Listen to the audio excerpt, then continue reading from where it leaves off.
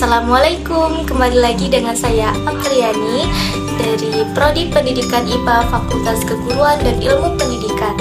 Di video kali ini saya akan menjelaskan sebuah materi yang berjudul Bahaya Filsafat, yang mana dosen pengampu saya adalah Dr. Muhammad Kristiawan, MPD. Apakah sekularisme termasuk dari bahaya filsafat? Inti dari paham sekularisme menurut Al-Nabhani adalah pemisahan agama dari kehidupan. Awalnya sekularisme memang hanya berbicara hubungan antara agama dan negara. Namun dalam perkembangannya, semangat sekularisme tumbuh dan berbiak ke segala lini pemikiran kaum intelektual pada saat itu. Sekularisme menjadi bahan bakar sekaligus sumber inspirasi ke segenap kawasan pemikiran. Ada beberapa pengaruh sekularisme di berbagai bidang.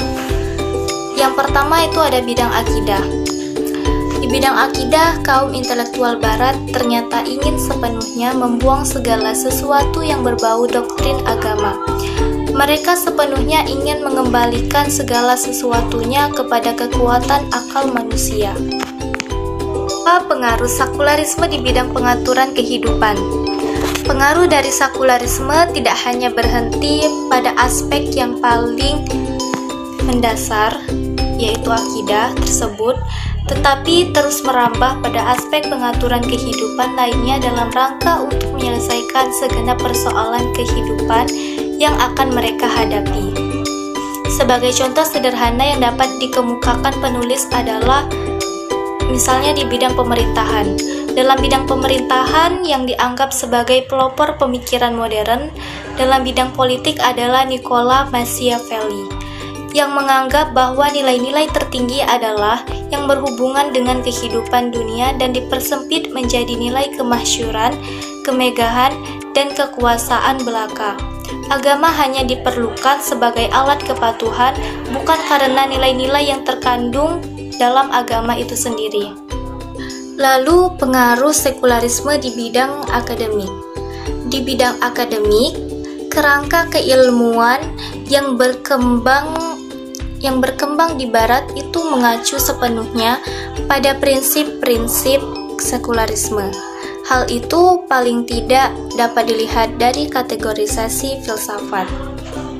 Bagaimana umat Islam seharusnya dan sekularisme?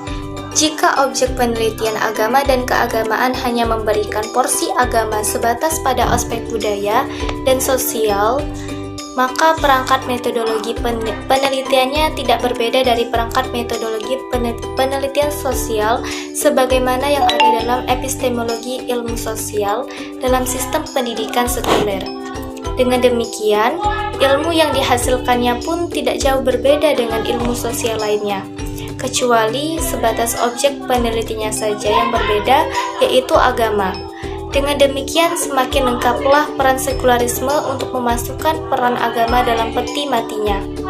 Oleh karena itu, tidak perlu heran jika kita menyaksikan di sebuah negara yang mayoritas penduduknya Muslim, peran agama Islam sama sekali tidak boleh nampak dalam pengaturan kehidupan bermasyarakat dan bernegara secara real, kecuali hanya sebatas spirit moral bagi pelaku penyelenggaraan negara sebagaimana yang diajarkan oleh sekularisme.